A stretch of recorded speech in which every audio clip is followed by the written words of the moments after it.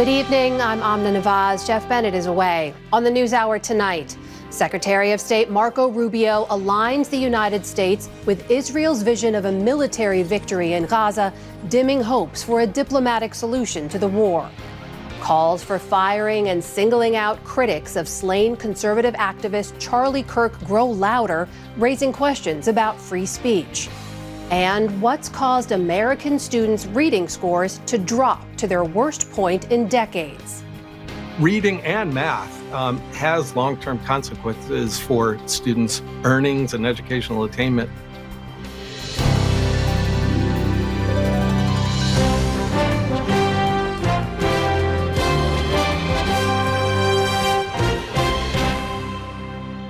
Major funding for the PBS NewsHour has been provided by the ongoing support of these individuals and institutions, and friends of the NewsHour, including Leonard and Norma Chlorfine, and the Judy and Peter Bloom Kovler Foundation.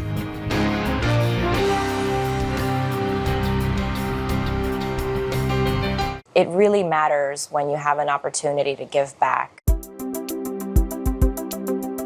Being part of something that's bigger than myself, that's what brings me happiness. Being able to integrate your professional career with some of these other things that are important to you, it's critical to be happy at the end of the day. You know, this is our community too, and we want to participate and give back to it. People want those opportunities to make an impact and a difference.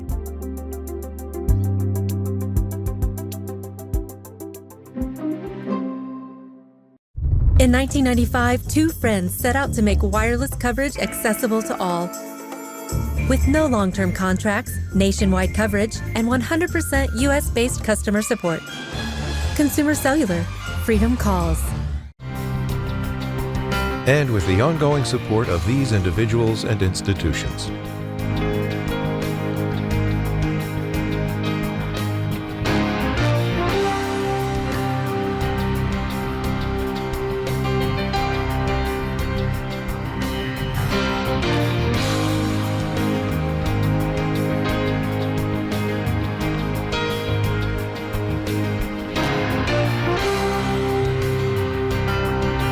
This program was made possible by the contributions to your PBS station from viewers like you. Thank you. Welcome to the NewsHour. Secretary of State Marco Rubio is flying to Doha tonight to meet with Qatar's leaders following unprecedented Israeli strikes targeting Hamas leaders last week. Earlier today, Rubio met with Israeli Prime Minister Benjamin Netanyahu in Jerusalem, and as Nick Schifrin reports, the two presented a unified front. In Jerusalem, a show of solidarity and support to end the war in Gaza using the military, not diplomacy. I think we have to be prepared for the fact that savage, terrorists don't normally agree to things like that. But we'll continue to pursue that route. It's the ideal outcome, but it may require ultimately a concise military operation to eliminate them. The Israeli military today again targeted Gaza City high-rises that it calls Hamas terrorist infrastructure, and confirmed it launched the formal effort to capture Gaza's most populated city. The new offensive is uprooting hundreds of thousands of Palestinians who are already displaced.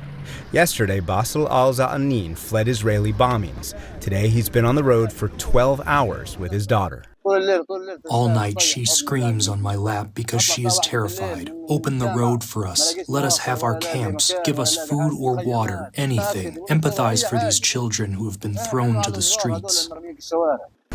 The only way to avoid an urban battle in Gaza City is a complete Hamas surrender, Prime Minister Netanyahu said today. If they surrender, lay down their arms, then you can do the rest without battle. And at any point, if you can do something without battle, it's better. But that is highly unlikely, suggesting little chance for a ceasefire agreement between Israel and Hamas, especially after Israel strikes last Tuesday in Qatar, targeting Hamas's chief negotiators in the country that had been the mediator.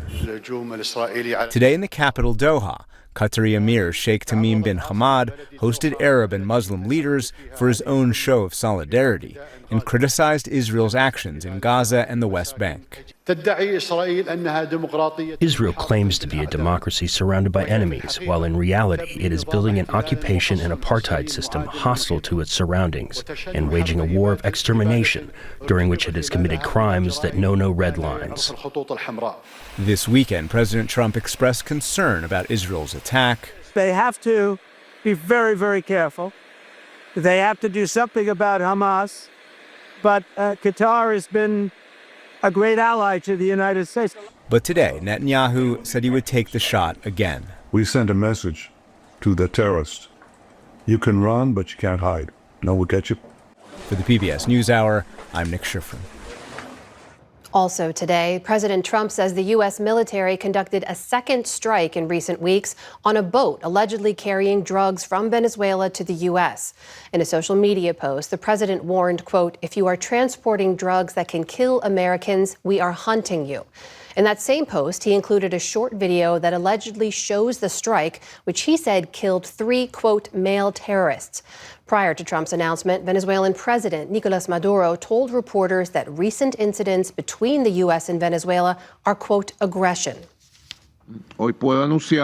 Today, I can announce that the communications with the government of the U.S. are thrown away. They are thrown away by them with their threats of bombs, death, and blackmail. That's not how we operate. With threats and coercion, there will never be anything. The Trump administration defended its strike earlier this month, saying it was necessary to stop the flow of drugs into the U.S. But several Senate Democrats and even some Republicans expressed concerns about the incident and questioned the legality of the action. President Trump today approved the deployment of the National Guard to Memphis, Tennessee, he says to combat crime. In the Oval Office today, Trump signed an order that made the move official. He called it a, quote, replica of his efforts in Washington, D.C., where the National Guard was deployed last month. Trump said members from federal agencies like the FBI and ICE would join the troops. That is despite Memphis police reporting decreases across every major crime category in the first 8 months of 2025 compared to recent years. Turning now to the aftermath of conservative activist Charlie Kirk's assassination last week on a university campus in Utah. FBI Director Kash Patel told Fox News today that investigators found DNA evidence on the scene that matches that of the suspect, 22-year-old Tyler Robinson. The evidence was found on a towel wrapped around a rifle and on a screwdriver recovered from the rooftop where the fatal shot was fired.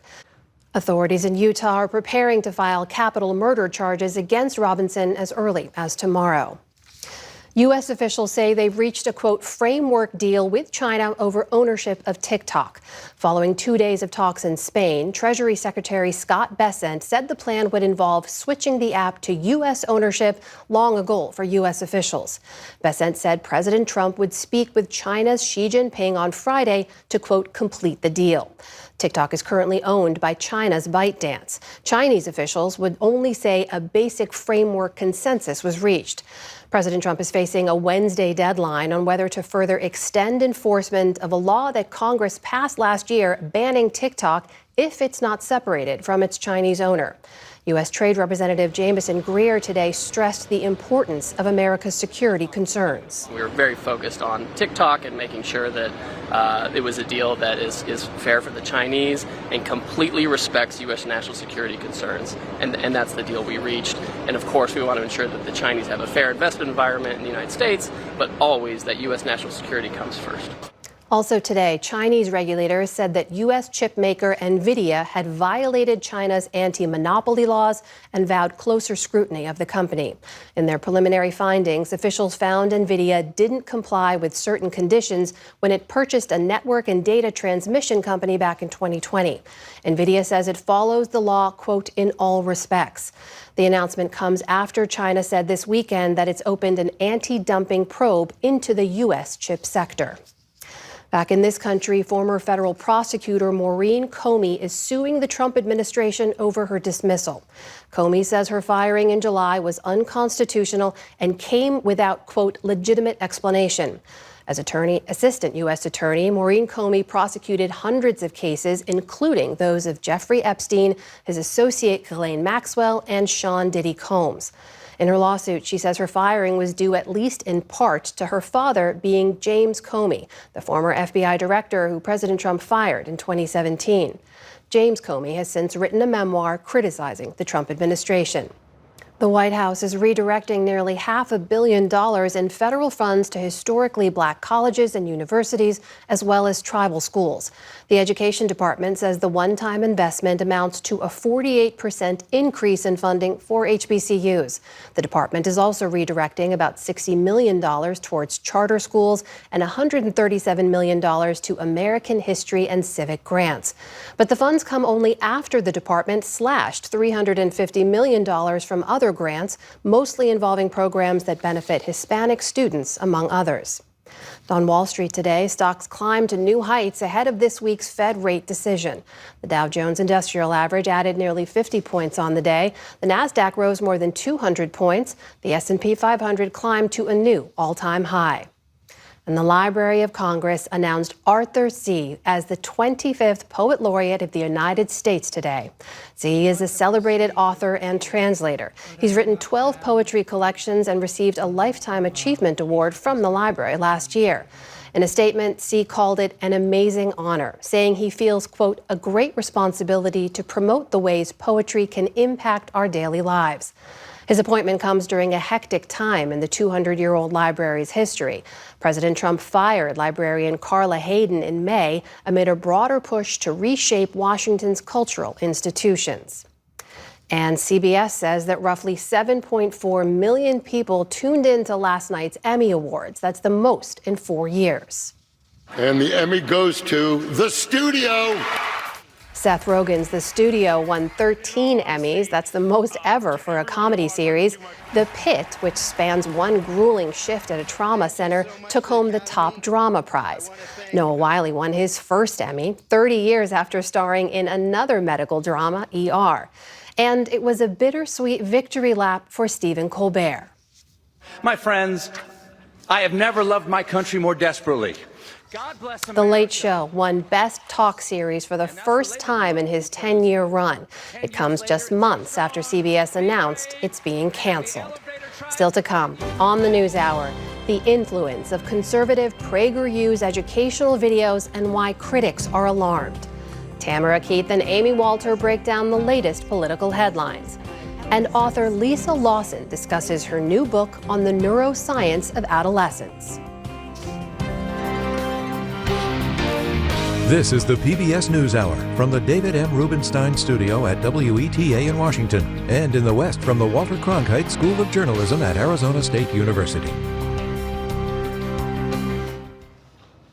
In the wake of conservative activist Charlie Kirk's death, President Trump's administration and his allies have promised consequences for people who speak callously about his killing. Inside and outside of Trump's government, it's led to people being fired, suspended, or reprimanded. And it sparked an open debate about the limits of free speech. Hey, everybody. J.D. Vance here. 5 days after he was killed, Charlie Kirk's podcast was back on the air, this time with Vice President J.D. Vance in the host chair, paying tribute to his late friend. Charlie was a visionary. He was a luminary. The 31-year-old conservative activist was shot and killed at a university event in Utah last week, his death sparking a polarized response. During a weekend of vigils, including last night at the Kennedy Center in the nation's capital, administration officials hailed Kirk's political prowess and his fight for free speech. Charlie lived by the principle that no matter how horrible another person's speech may be, their ideas must be defeated by better ideas, not by resorting to violence. He died? Damn, B. Life comes at you fast. But some, especially online, used their right to free speech to speak out against Kirk and his message. I won't let anybody distort reality and try to paint this picture that Charlie Kirk was this God-fearing family man who just wanted to go to college campuses and debate. Comments the vice president and president say should and will have consequences. So when you see someone celebrating Charlie's murder, call them out. And hell, call their employer.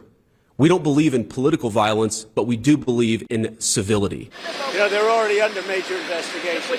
A lot of the people that you would traditionally say are on the left. They're already under investigation. White House Deputy Chief of Staff Stephen Miller vowed to use law enforcement to go after Americans who mocked Kirk's death, calling that domestic terrorism.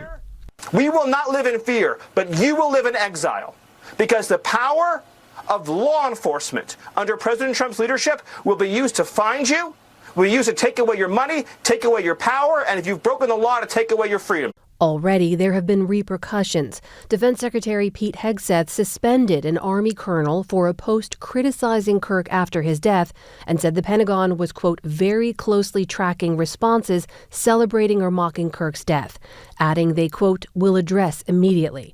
The number 2 official at the State Department promised to punish foreigners who mocked the killing, calling them, quote, not welcome visitors to our country. Right-wing conspiracy theorist and Trump ally Laura Loomer said she would try to ruin the professional aspirations of anyone who celebrated Kirk's death. Multiple media professionals, both in news and in sports, have already been ousted for comments about Kirk. Conservative pundit and former Bush staffer Matthew Dowd was fired as an MSNBC analyst after these comments. Hateful thoughts lead to hateful words, which then lead to hateful actions. Washington Post columnist Karen Attiah said she was fired for her posts about Charlie Kirk, gun violence, and race. Across the country, numerous professionals, from government employees to teachers and college professors, have reportedly lost their jobs for posting comments critical of Kirk, as a new battle over free speech unfurls in a fraught political climate. For insight into the rights and limits of Americans' free speech, we turn now to Will Creeley. He's legal director for the Foundation for Individual Rights and Expression, a free speech advocacy and legal firm, and Jamelle Bouie, an opinion columnist with the New York Times, whose latest piece looks at this very issue. Gentlemen, welcome, and thank you for joining us. I want to say off the bat here for the conversation, there's obviously no justification for violence, certainly not for the killing of another human being, but we need to look more deeply at this issue of free speech. So I just want to start to you both with a question about how you view the very polarized response to the killing of Charlie Kirk. The fact that we have 2 very different responses here. Will, to you first. Thank you so much for having me. It feels inevitable. You could have seen this one coming down the tracks about a mile away. Every time we go through some kind of cultural national tragedy where somebody is killed, whether that's George Floyd, Barbara Bush, Queen Elizabeth. Whenever we lose a public figure, there are folks who will say, good, I'm glad they're gone. And this outrage cycle begins, and folks get fired, they get suspended, they get investigated, they get terminated. Right now, my organization is fielding requests from help from across the country. We're tracking all the firings and suspensions. We're going to be busy. It's a lamentable and sad and, again, deeply depressing time. Jamelle, what about you? I agree that you can see these sort of things coming from a mile away. I'll say that part of me wonders what people expect in a free society, right? There's nothing, it's not polite to speak ill of the dead, of course, but we live in a country where people are used to speaking their minds on all sorts of questions and issues and people. And it should only be natural that when a public figure, a controversial public figure at that, loses their life, that people are going to have different responses to that. And some of them are going to be very, very negative about the figure themselves. It seems to me just be part of what living in a free society means.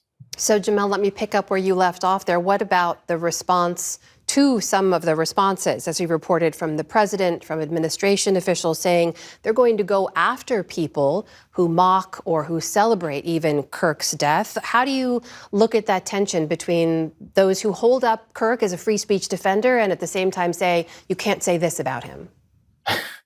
I mean, it's a tension, it's hypocrisy, I'd say. It doesn't make any logical sense, at the very least, to hold up Kirk or anyone as a defender and advocate of free speech, and then in the next breath, threaten people for not speaking the correct way about the person. Kirk was surely meaningful to many millions of people. But that doesn't necessitate anyone in private or public life to have to respond to him a certain way. And the idea that the state itself has essentially an approved view of the situation and will try to punish people for not agreeing to that official view, not heeding that official view, is, I'd say, a direct attack on Americans' free speech rights in the most classic sense, right? Like people often say the First Amendment is about what the government can do about your speech. And this is very much the government threatening to suppress people's speech because they have an opinion that the people in power don't like. Will, what do you make of that response? I'm in strong agreement. The whole purpose of the First Amendment is to allow us to disagree on basic conceptions of what is good and what is true. We don't need it for photos of kittens on Facebook. We need it for moments like this where we have deep divisions and we want to talk about them. I mean, it's not lost on me that Kirk spent his last day talking to folks who disagree with him. You know, per the reporting from the New York Times, the last questioner was challenging his views on immigration and trans rights. Those kinds of questions continue. And I think, I don't know the man, but I imagine that Kirk would be horrified by a state-approved ideological viewpoint that mandated disagreement with his views. I remember all of this happening after the tragic murder of George Floyd. There was a lot of nervousness about quote-unquote cancel culture, or making sure that if you didn't have the right view about Floyd's death, you couldn't hold a position at a public university or a private employer. Now we're seeing calls from the vice president for folks to call their employers if one of their colleagues has the wrong view. That's antithetical to the First Amendment, and it erodes the culture of free expression that we need more than ever in this country. Will, you say that Kirk might have been horrified by some of this, but we should point out Kirk himself kept a list of academics that he felt should be fired for what they had to say or the views that they expressed. And there's also, as his critics point out, the fact that some of his messages could have been seen as those that might incite harm against others. He used anti-Semitic language, anti-immigrant language, anti-Black language. How do you look at that? To be clear, I said he might be horrified if the state was mandating a view that he did not hold. So I want to be clear about that. But we criticized his group's professor watch list back in 2016. It's protected by the First Amendment. You have a right to create those kind of watch lists. But we criticized it at the time as deeply illiberal. We know in this country we have a dark and very tragic history of blacklists, thinking about the McCarthy era. So we criticized it then and would criticize it now. One does not have to be a supporter of Kirk's views, I should hope, to recognize the real danger of having a state-mandated orthodoxy about what one can say about political opponents. That should trouble all of us. There's no official party line as an American about what we think of Charlie Kirk or anybody else in this country. That's the beauty of American pluralism. You know, like we used to say as kids on the playground, it's a free country. And my colleagues and I are going to work hard to make sure it remains that way. So, Jamel, reflect on this moment we are now sitting in. I should point out, actually, a Republican Congressman, Tim Burchett, told our producer, Kyle Madura, this is what happens in a public forum. Somebody gets shot. There's this expectation that things that you disagree with could be met with violence. How worried are you about that sentiment and about the fact that public figures, thought leaders could now self-censor themselves or limit public interaction? When you look throughout American history, what you see are rates of violence against people speaking much higher than they are today, whether that is mobs destroying abolitionist presses in the 1830s, Southern states forbidding the publication and dissemination of anti-slavery materials in the 1840s and 1850s, whether that is, as was mentioned before, Joseph McCarthy in the blacklist, whether that was the suppression of speech in the Jim Crow South.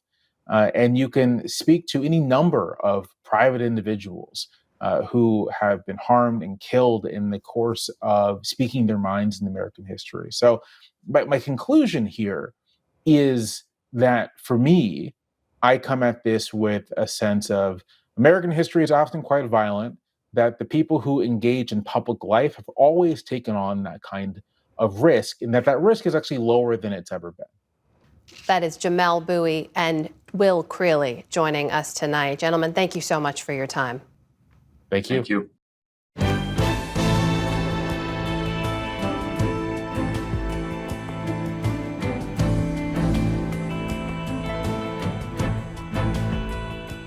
Math and reading scores have dropped to their lowest levels in more than 2 decades among high school seniors. William Brangham reports on new test scores that have many educators and other experts concerned. That's right, Amna. These scores come from the latest so-called Nations Report Card, which is put out by the National Assessment of Educational Progress. And it shows that student achievement has continued to decline significantly since the pandemic.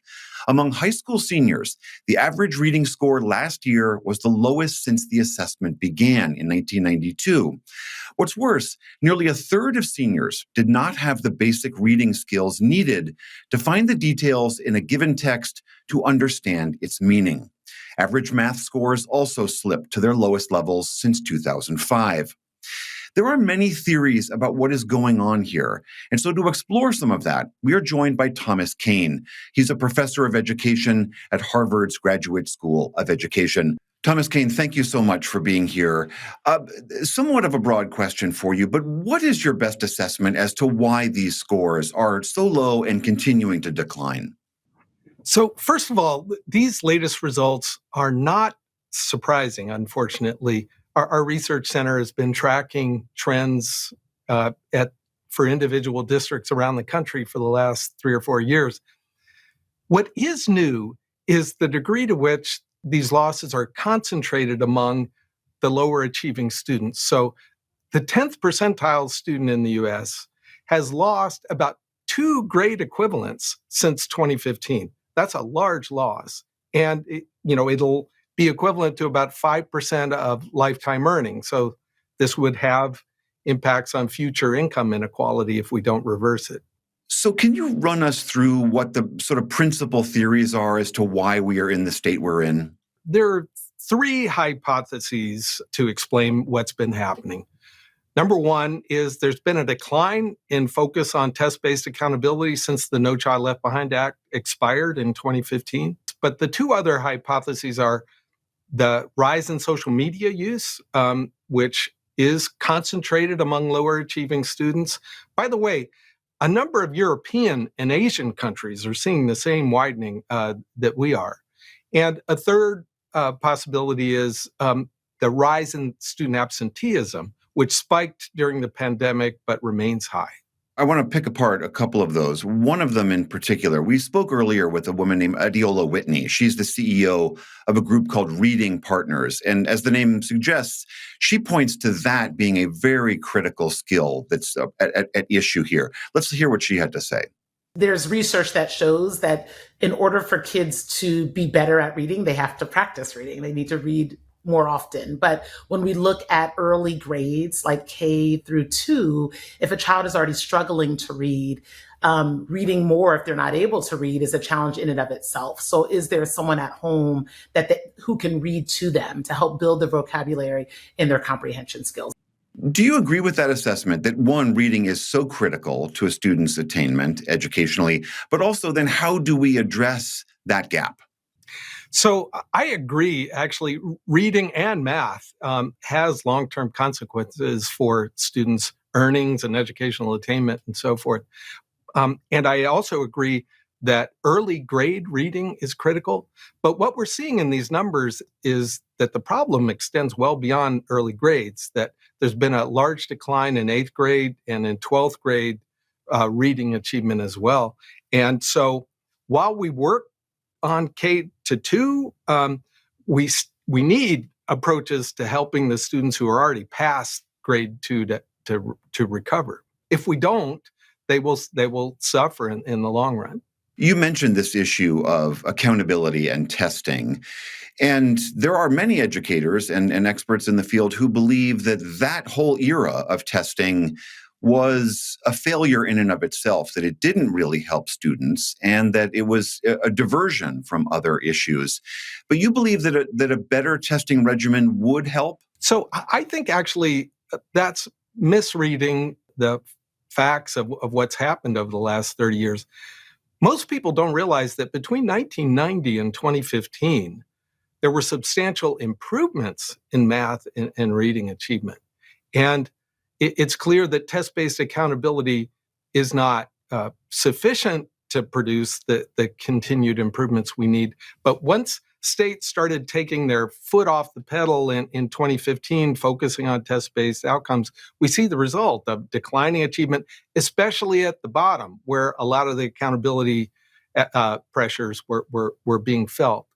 But I think recovering from this is not just about the old debate about test-based accountability. It's about finding effective ways to lower absenteeism.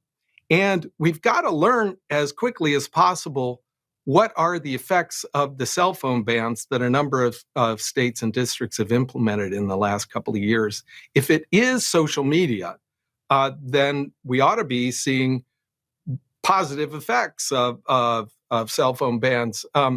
If we don't, that'll be important to know too. But I think the solution now is not just about test-based accountability. It's about states piloting ways to lower absenteeism and, as they've already done, piloting ways to lower social media use, and then us learning from those efforts what are the impact on student achievement so we can spread what worked. All right, that is Thomas Kean at Harvard's Graduate School of Education. Thank you so much for being here. Thanks, William.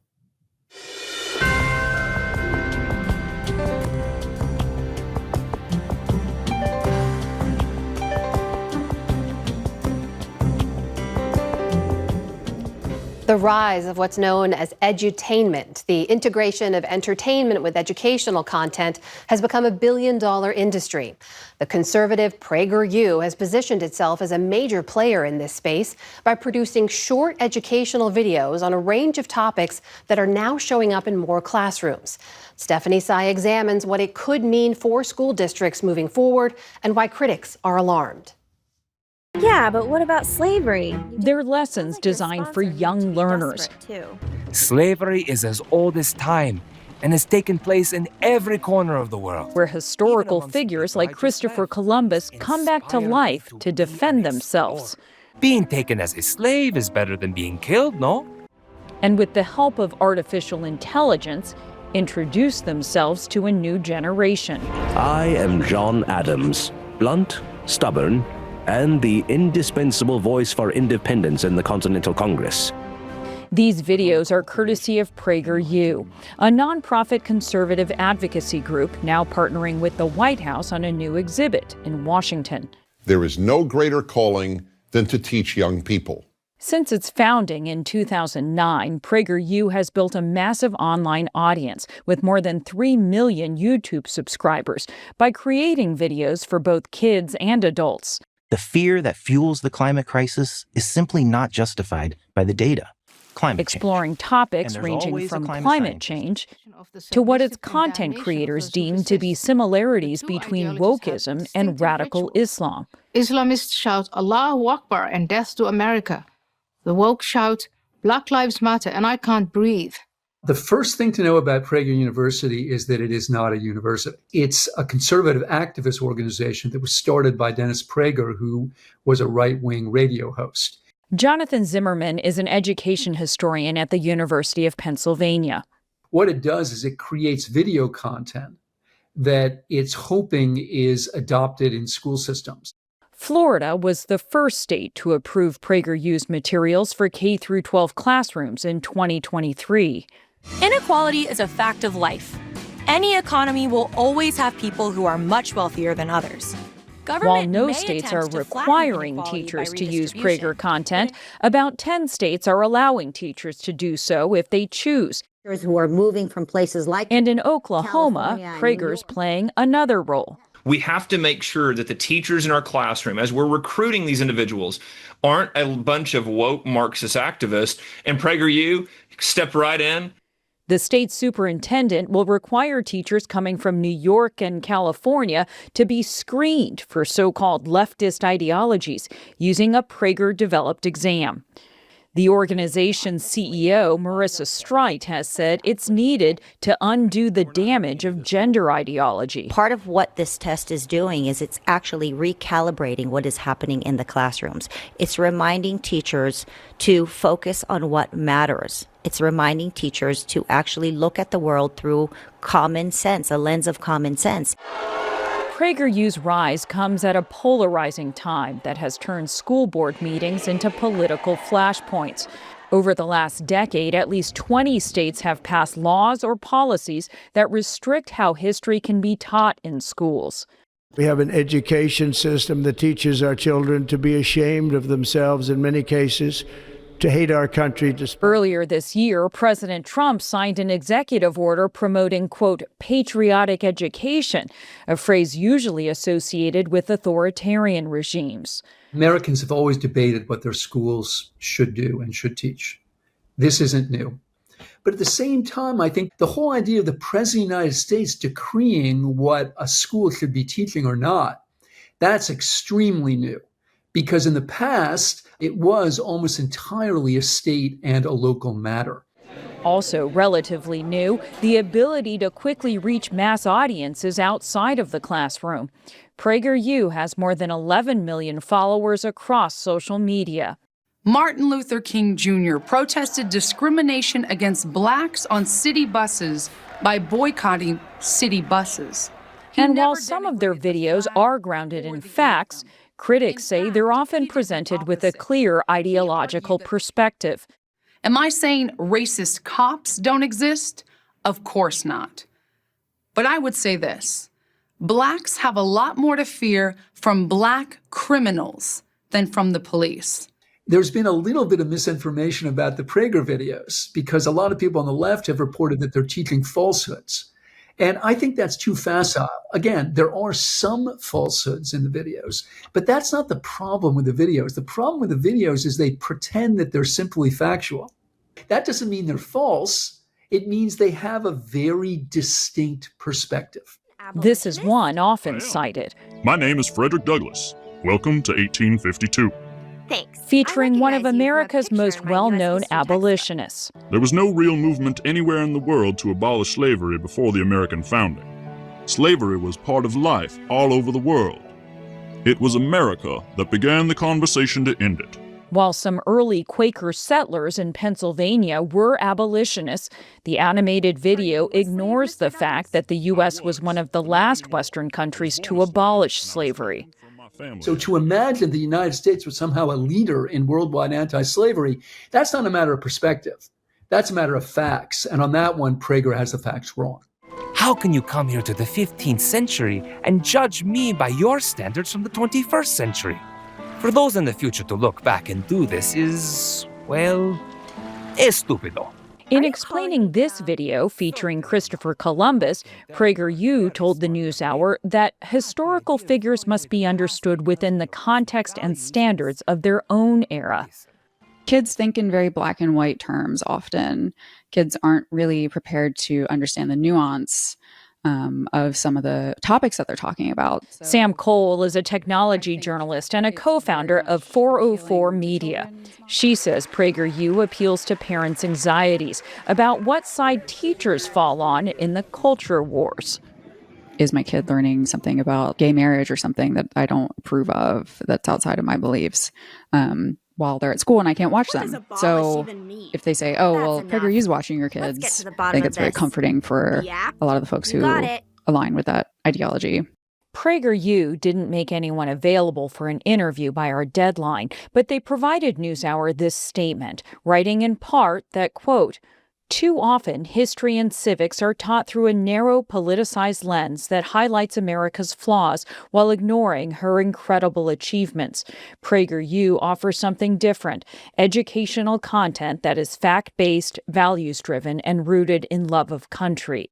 There's been a long-term project to create an alternative intellectual infrastructure to replace the liberal institutions, liberal academia with something else. Charlie Sykes is a former conservative talk show radio host who now hosts his own podcast. He's also an MSNBC contributor.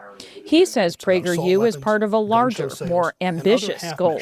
To come up with a counterpoint to public television, public radio, to the Harvards and the Yales of the world. If you can create your own infrastructure, kind of a mirror right-wing infrastructure, that would be certainly one of the goals that people have dreamed about for many years on the right. Was there equal coverage of conservative fears about the 1619 Project, of Howard Zinn's, history of the American people. Robert Pondicio of the American Enterprise Institute says the classroom has never been a politically neutral space.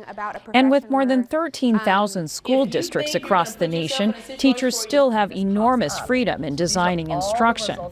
The permission structure exists for vested interests of all political stripes to take advantage of what is like a captive audience of children in every schoolhouse in this country. This is a crucial time in our nation's history. Now, another crucial time, where debates in the classroom about our nation's past may end up shaping our future. For the PBS NewsHour, I'm Stephanie Sy.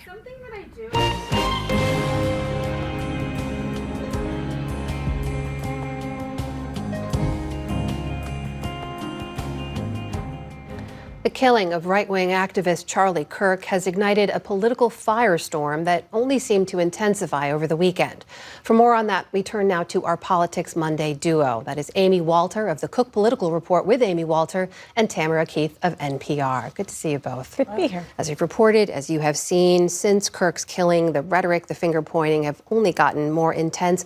We saw folks like Utah Governor Spencer Cox calling on people to tone it down, but now we've also seen others, including President Trump, for whom Kirk's death is personal, we should note, who's been overtly blaming radicals on the left, as he calls it. Tam, put President Trump's response to this in the context of past responses I know you've reported on when it comes to political violence. Right. And President Trump has been all over the place in terms of how he responds. You might obviously remember the assassination attempt on him in Butler, Pennsylvania. And after that, a lot of his supporters immediately wanted to blame left-wing rhetoric. And President Trump was more restrained at that time and didn't really go there. And ultimately, we found out that the shooter didn't really have an ideology. He had President Biden on his potential target list as well. I went back to 2018, and there was a Republican supporter of President Trump who was sending bombs to Democratic lawmakers and also CNN. He was caught. The president praised law enforcement for catching him, but then he immediately turned to criticize the media for trying to say that the actions of one person were somehow should be blamed on either him or the Republican Party. He says we did not. He says that doing that, blaming a mass murder or blaming a crime on an individual or on a party, that would be wrong. Using that for political gain would be wrong. I'm reading this quote horribly. He says that would have been wrong. But in this case, he is doing the very thing that he criticized the media for doing back in 2018, which is saying that the actions of one person are an entire party, the entire left-wing ecosystem is to blame for the actions of one person. We haven't even seen charging papers yet. It's not clear precisely, and we may never know entirely because he's not cooperating, exactly what drove him. Amy, how do you look at this, and which of these responses is resonating more with Republicans? Yeah, well, it seems clear to me that we're now in this different era. There was a time, at least when I was younger, where if something like this occurred, if there were an assassination or assassination attempt, everybody knew where to go to get information. Walter Cronkite was going to be there telling you what the facts were. That doesn't work that way. And so everybody immediately went into their echo chambers.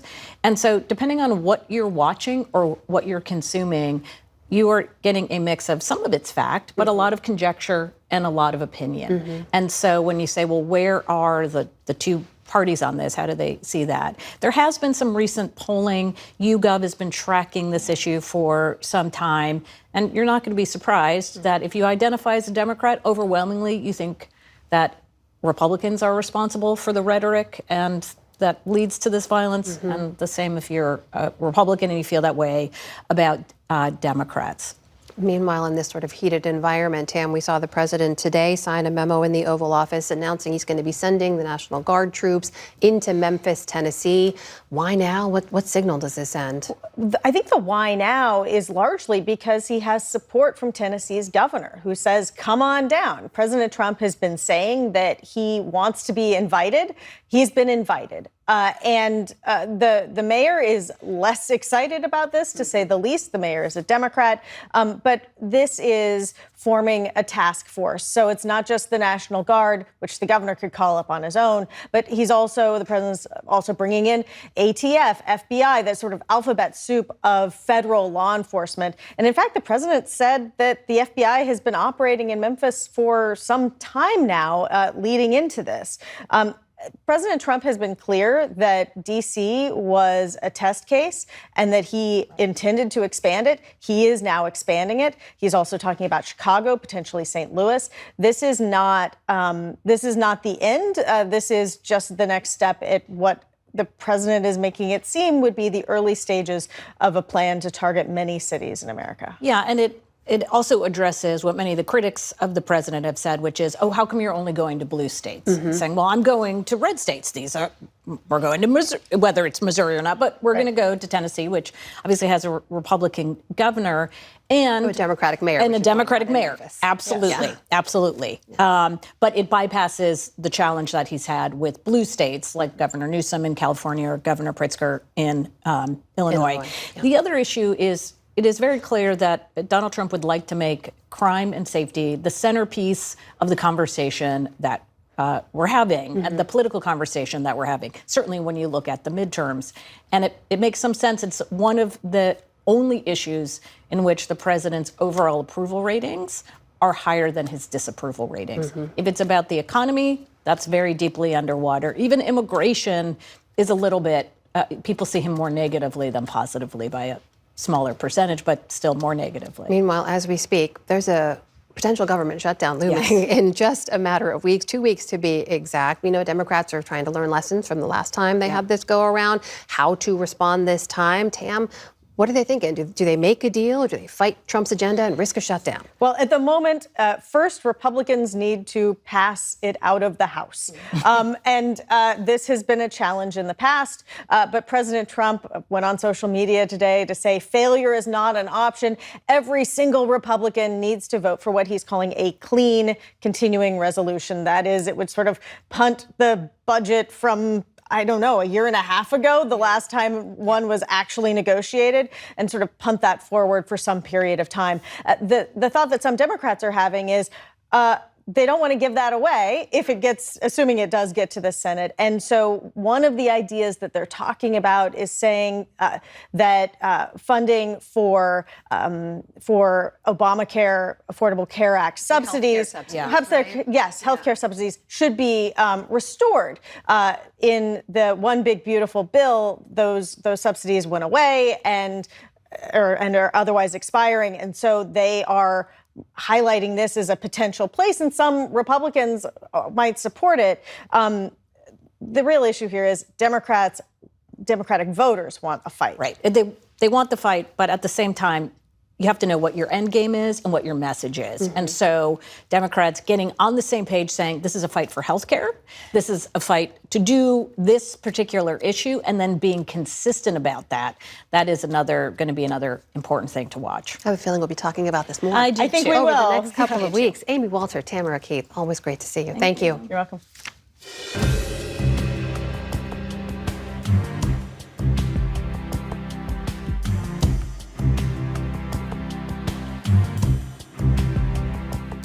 The Annie E. Casey Foundation is perhaps best known for its work helping America's youth.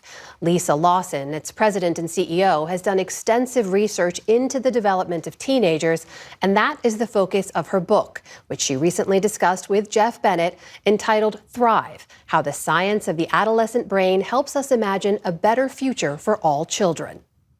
Lisa Lawson, welcome to the NewsHour. Thank you for having me.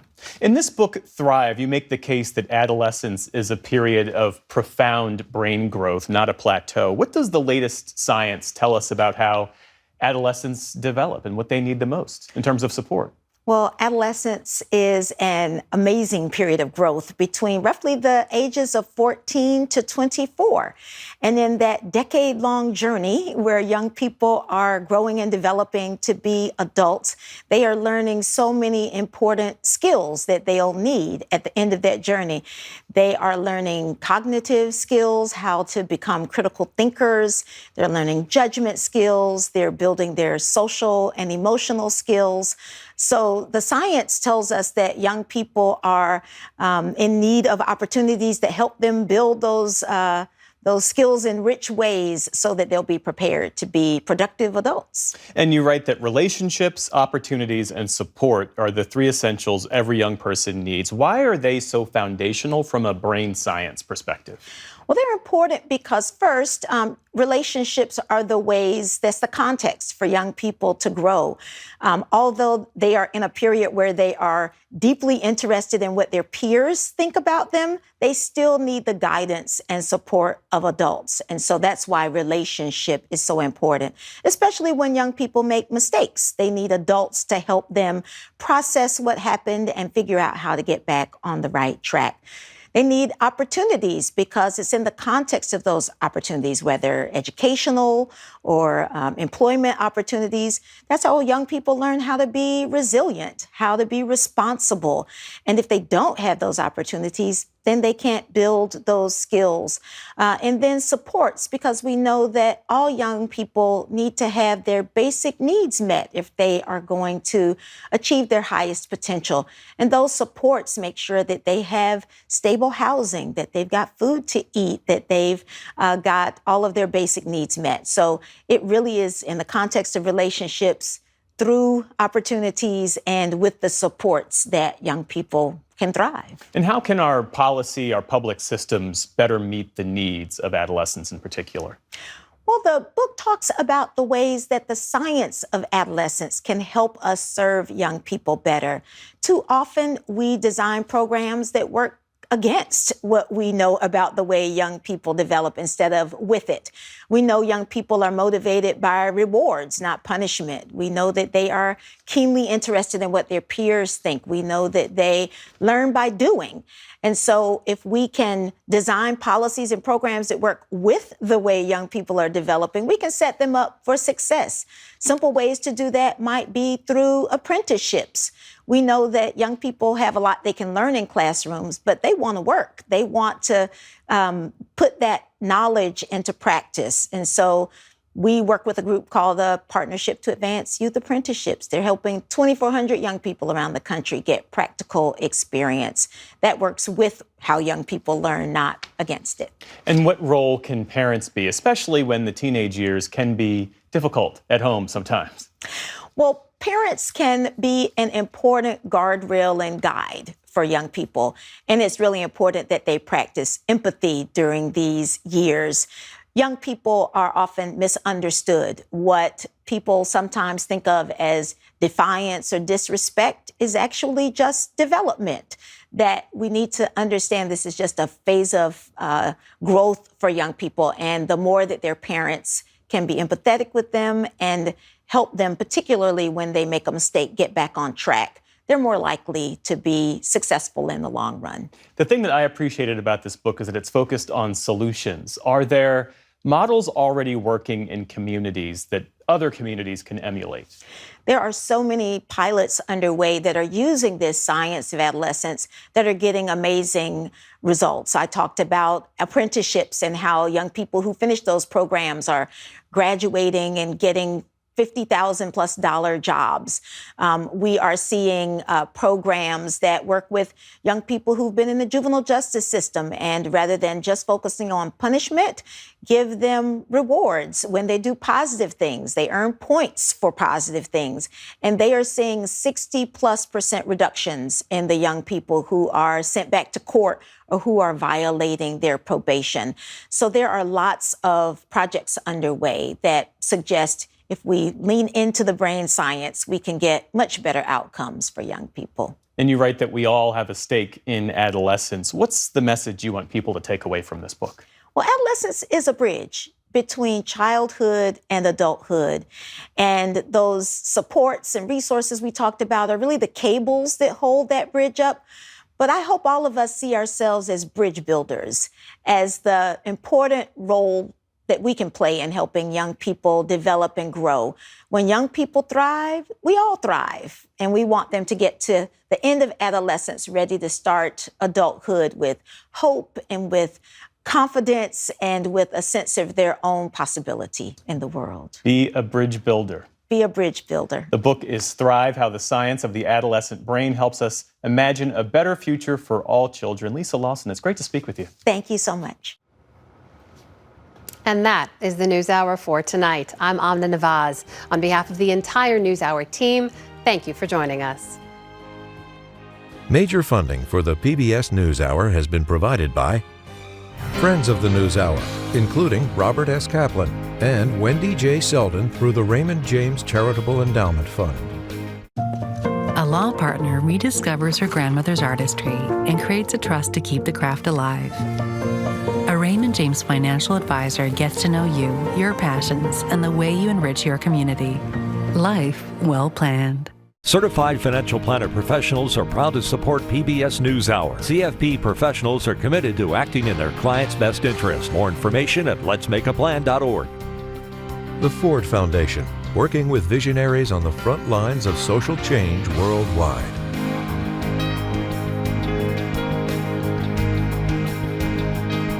The John D. and Catherine T. MacArthur Foundation, committed to building a more just, verdant, and peaceful world. More information at macfound.org. And with the ongoing support of these institutions.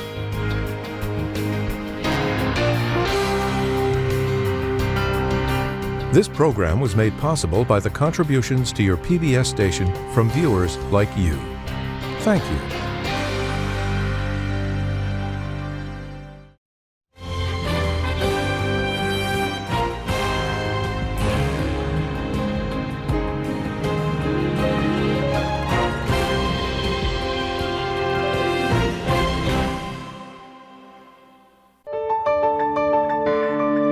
You're watching PBS.